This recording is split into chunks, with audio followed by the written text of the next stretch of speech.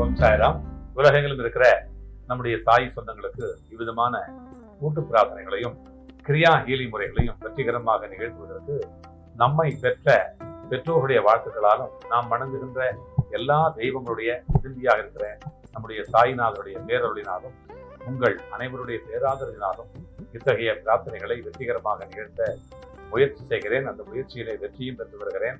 அதற்கு முழு முதலான மூல காரணமாக இருப்பது நம்முடைய தாயப்பாவும் நம்முடைய தாய் சொந்தங்களும் என்று உணர்ந்து இன்னைக்கு ஒரு முக்கியமான ஒரு பதிவு, மணிபூரகம் அப்படிங்கிற ஒரு பதிவு.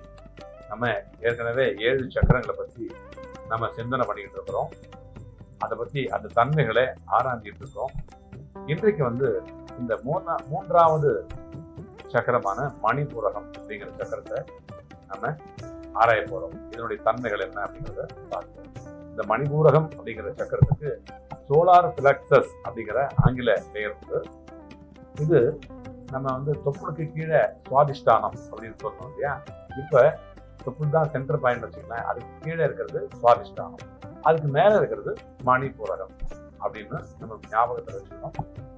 இதுக்கு முக்கியமான வேலை அப்படின்னா, உடலில் உள்ள மையப்பகுதியா இருக்கிற இந்த சக்கரத்துக்கு உடலுடைய இயக்க சக்தி, உடம்புல இயக்க சக்தி, இது இயங்கிறதுக்கே இந்த இன்ஜின் ஓடுறதுக்கே காரணமா இருக்கிற சக்கரம் அப்படின்னு இந்த மணிபூரகத்தை நம்ம சொல்லலாம்.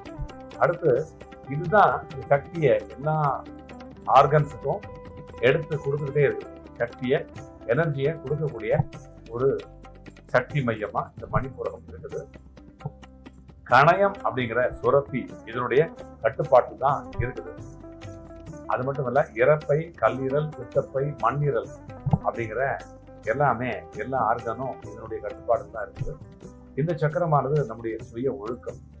ஒரு மனிதன் ஒழுக்கமா இருக்கிறாங்க அப்படின்னா இந்த மணிபூரகத்துல, அந்த மணிபூரகம் அப்படிங்கிற சக்கரம் சரியா பேலன்சிங்கா இருந்தா தான் சுய ஒழுக்கம். டோட்டல் டீட்டோ டெல்லர் சொல்லுவாங்க இல்லையா. குடிக்க மாட்டாரு, சிகரெட் குடிக்க மாட்டாரு, ரொம்ப கோபமா பேச மாட்டாரு, நல்ல அமைதியா இருப்பாரு, நல்ல ஒழுக்கமா இருப்பாரு அப்படின்னு சொல்லுவாங்க இல்லையா. இந்த மணிபூரகத்தினுடைய தன்மை சரியா இருந்தா தான் இதனுடைய அந்த தாக்கம் அதிகமாகவும் குறைச்சலாகவும் இல்லாம பேலன்சிங்கா இருந்தா தான் இது சுய ஒழுக்கம் அப்படிங்கிற தன்மை, சுய நம்பிக்கை அப்படிங்கிற ஒரு தன்னை பற்றி ஒரு சுய பச்சாதாபம் இல்லாம, தன்னை பற்றி நான் நல்லவே இல்லை, நான் கெட்டவன், நான் மைண்டு கரெக்ட் ஆயிடுச்சு அப்படின்னு அவங்களுக்கே ஒரு சுய பச்சாதாபம் இல்லாம ஒரு நல்ல நிலையில, சமநிலையில இருக்கக்கூடிய ஒரு மனிதர்களுக்கு இந்த மணிபூரகம் வேலை செஞ்சால்தான், சரியா இருந்தால்தான் அமையுது. மேலும் இது ஒரு நுண்ணிய உணர்வுகளை உருவாக்கும். அதாவது எதிர்காலத்துல நமக்கு உடல் மற்றும் உயிருக்கு எதிராக ஏதேனும் பிரச்சனைகள் வர்றதுக்கு காரணமா இருக்குது அப்படின்னா அந்த இன்ட்யூஷனை இந்த சக்கரம் வச்சுக்கிட்டு அந்த இன்ட்யூஷன் மூலமா நமக்கு சொல்லிடும், முதல்லயே சொல்லிடும். அது அந்த தன்மை இந்த மணிபூரகத்துக்கு இருக்குது.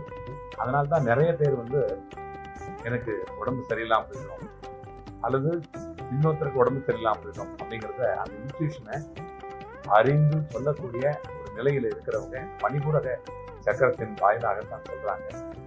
நிறைய பேருக்கு சாமி சொல்றதோ அல்லது குறி சொல்றதோ அந்த மாதிரி இருக்கிற அன்பர்களுக்கு கூட இந்த மணிபூரகம் சரியா வேலை செஞ்சதுன்னா அது அந்த தன்மை அவங்களுக்கு அமைய பெறும் அப்படிங்கிறது நிச்சயம்.